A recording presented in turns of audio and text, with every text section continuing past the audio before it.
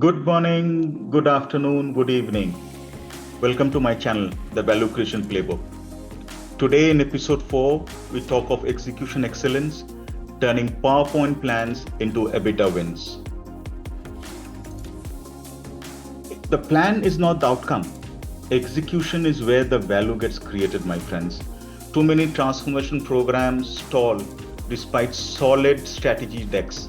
The real bottleneck? Execution. In the world of private equity and high-stakes transformation programs, time frames are tight and value must materialize fast. While planning is essential, it's only the starting point. Execution is where capital meets capability. If a plan doesn't translate into weekly actions, tracked metrics, and behavioral shifts, it's just corporate jargon. This episode kicks off with one hard truth. Execution isn't a phase, it's the engine that turns PowerPoint slides and promises into EBITDA results. So, what are the execution gaps? Executions fail not from bad intentions but poor systems. Transformation focused firms often stumble post acquisition because they treat execution as a passive follow through. According to a recent McKinsey study, 70% of transformation programs fail, mostly due to breakdowns in execution. In a pharma client we supported, an ambitious cost reduction plan derailed after Q1. Why? Due to lack of weekly ownership reviews. That's alarming. Similarly, in a retail rollout, supply chain KPIs went unmonitored for 6 weeks, causing $3 million in lost sales. Momentum doesn't fade because of fatigue alone. It fades due to lack of rhythm, ownership, and visibility. But how do you set this right? That's the three drivers of execution excellence. Very easy to do. First is rhythm, weekly execution cadences that align initiatives with P&L timelines. Number two, visibility, live dashboards that track initiative progress, not just lagging KPIs. Number three, accountability, clear ownership for every lever, no shared accountability. In one manufacturing transformation, creating a visual tracker of all initiatives linked to cash flows and margin impact, etc. That helped cut decision latency by 40%. That's a big number. Execution needs operating discipline, not corporate slides and corporate jargon.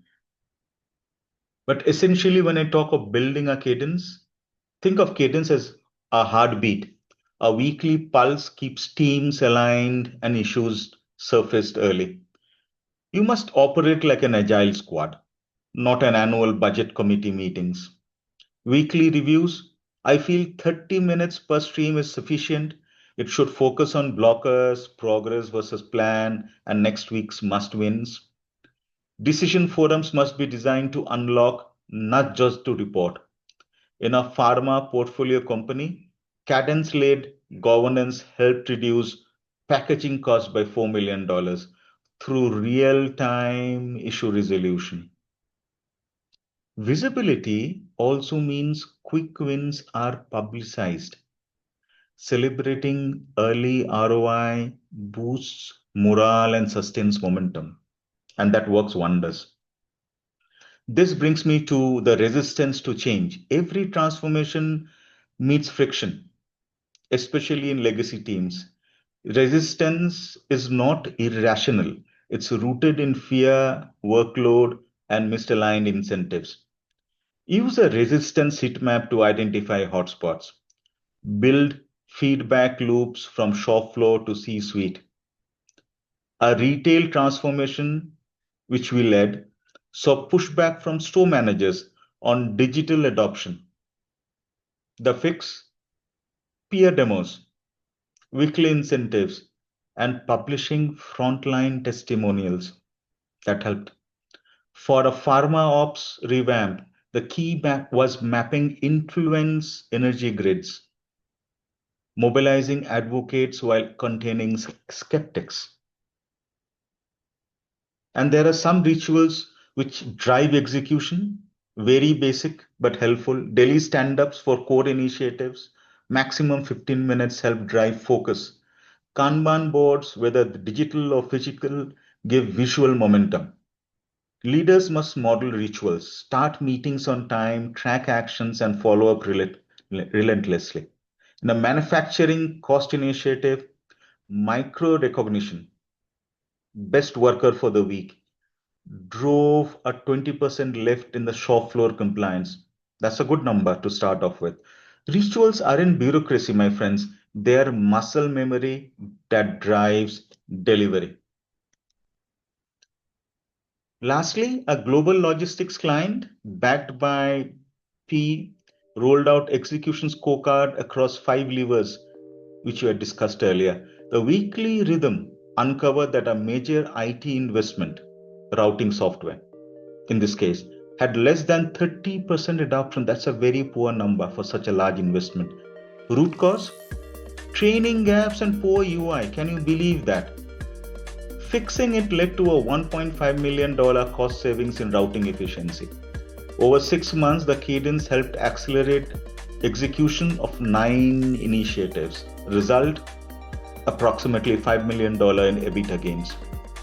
Execution discipline revealed hidden blockers that strategy never saw. Let's wrap this up. Execution is not a task, it's more than a system. Build rhythm into your ops, create dashboards that lead, not a lag. Assign ownerships with clarity, celebrate progress weekly. Always remember, strategy starts the race, but execution, my friends, wins it. For investors and transformation leaders, execution excellence isn't optional, it's the bridge between theses and EBITDA. Thanks for being a part of this journey. In my next episode, I'll touch upon change management from an execution standpoint. Till next time, take care and goodbye.